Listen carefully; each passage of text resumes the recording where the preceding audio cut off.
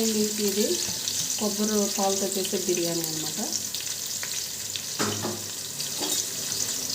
కొబ్బరి పాలు అంటే ఎలా చేస్తారంటే, ఒక కొబ్బరికాయ తీసుకుని దాన్ని శుభ్రంగా ముక్కలు కొట్టేసి ముక్కలు కట్ చేసుకుని మిక్సీలో వేసేసుకోవాలి. మిక్సీలో వేసేసుకుని దాని పాలు తీసుకోవాలి. ఒక గ్లాసున్నర వాటర్ పోసుకుని పాలు తీసుకుంటే, కొబ్బరి పాలు తీసుకుని కొంచెం ధనియాలు, ఒక స్పూన్ ధనియాలు వేసుకుని మనం ఫ్రై చేసుకోవాలి. గిన్నె పెట్టుకుని ఫ్రై చేసుకొని ఒట్టిగా ఆయిల్ వేయకుండా ఫ్రై చేసి, అప్పుడు ఆ ఫ్రై కమ్మటి వాసన వస్తుంది. అవి వేగుతున్నప్పుడు ధనియాలు ఆ వాసన వచ్చినప్పుడు అప్పుడు మనం అవి వేగినట్టు మంచి స్మెల్ వస్తుంది అన్నమాట చక్కగా. అప్పుడు మనం వేసుకోవాలి. ఇది కొబ్బరిపాలు తీసుకుని పెట్టుకున్నాం కదా, ఆ కొబ్బరిపాలు వేసుకోవాలి.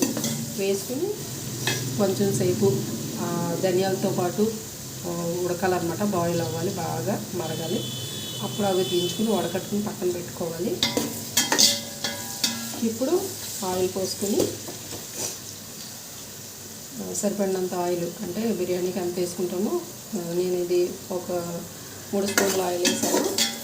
ఒక ఉల్లిపాయ అనమాట, పెద్ద ఉల్లిపాయ ఒకటి ఇలా పొడవు కట్ చేసుకుని, పచ్చిమిరపకాయలు మీరు కారం తినేదాన్ని బట్టి వేసుకోండి. ఒకవేళ పచ్చిమిరపకాయలు అవసరం లేదనుకుంటే అవాయిడ్ చేసినా పర్లేదు. ఇందులో ఏంటంటే టమాటా వేయరండి, ఓకేనా.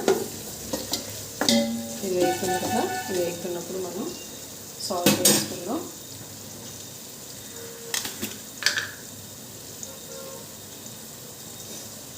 సరిపడగా సాల్ట్. ఇందులో కావాలంటే మీరు పసుపు వేసుకోవచ్చు, లేకపోతే అవసరం లేదు. పసుపు లేకపోయినా మామూలుగానే వండేసుకోవచ్చు. టేస్ట్ అయితే చాలా బాగుంటుందండి. ఒకసారి ఇలా ట్రై చేయండి. ఇప్పుడు అల్లం వెల్లుల్లి పేస్ట్ ఒక స్పూన్నర వేసుకోవాలి.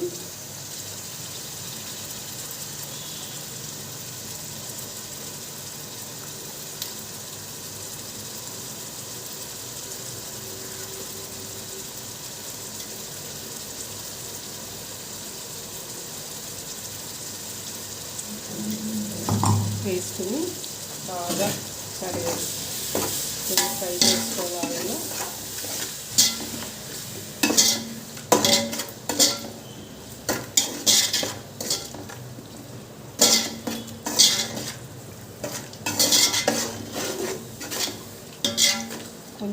కొంచెం కొత్తిమీర, పుదీనా వేసుకోవాలి.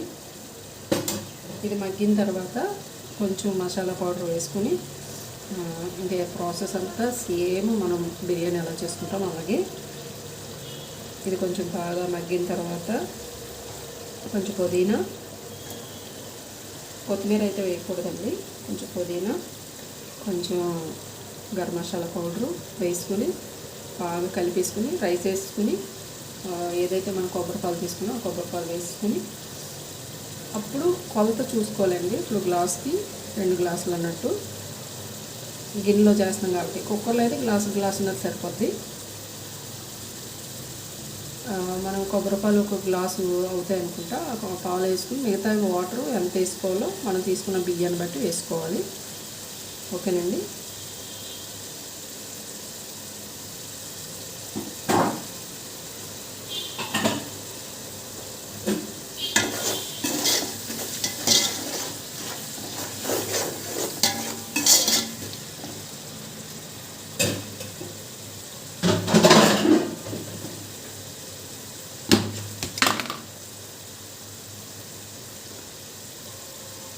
ఇవ్వండి గరం మసాలా స్పూన్నర వేసాను.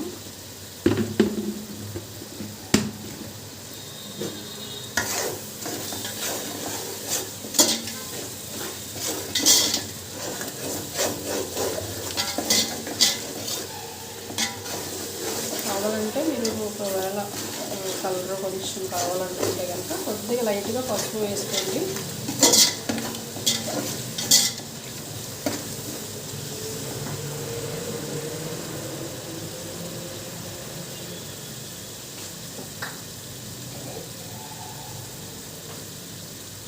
కొంచెం వేస్తున్నాను. వేసుకుని బాగా కలిపేసుకుని ఇది మగ్గిపోయేంత వరకు, అంటే కొంచెం ఉల్లిపాయ మగ్గేంత వరకు మగ్గించుకుని మనం రైస్ ఏదైతే తీసుకున్నా రైస్ అంతా వేసేసుకుని మొత్తం మసాలా అంతా రైస్ పెట్టేలాగా ఒక 5 నిమిషాలు మగ్గించుకుని అప్పుడు వాటర్ పోసుకోవాలి. కొబ్బరి పాలు అవిను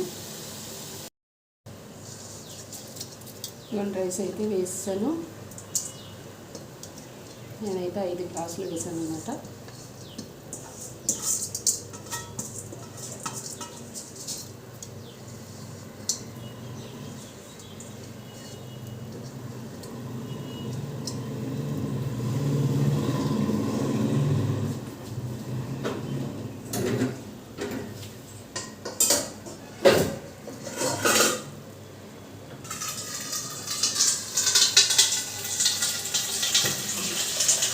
ఇప్పుడు ఇది బాగా కలిపేసుకొని బాగా కలిపేసుకొని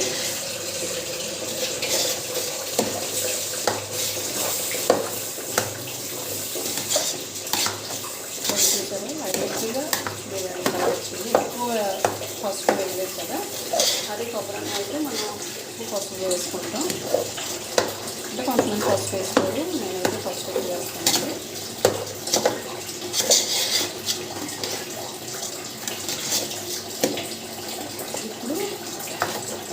ఏదైతే కొబ్బరి పప్పు తీసుకుని పాలు వేసేసుకుందాం.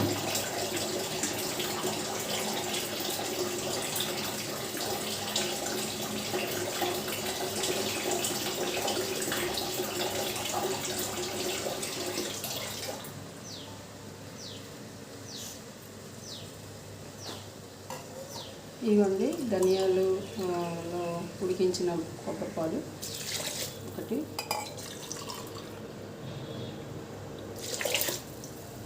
2 గ్లాసులు వచ్చాయి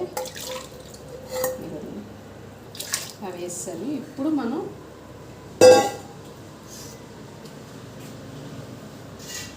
వాటర్ పోసుకోవాలి మిగతావి.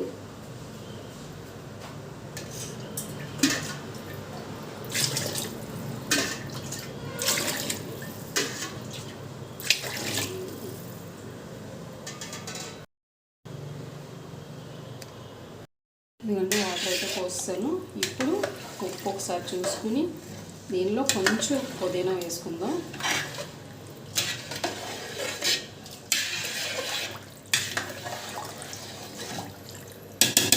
మంట సరిపోదు కాబట్టి వేరే స్టవ్ మీద మార్చుకుందాం, త్వరగా అవుతుంది.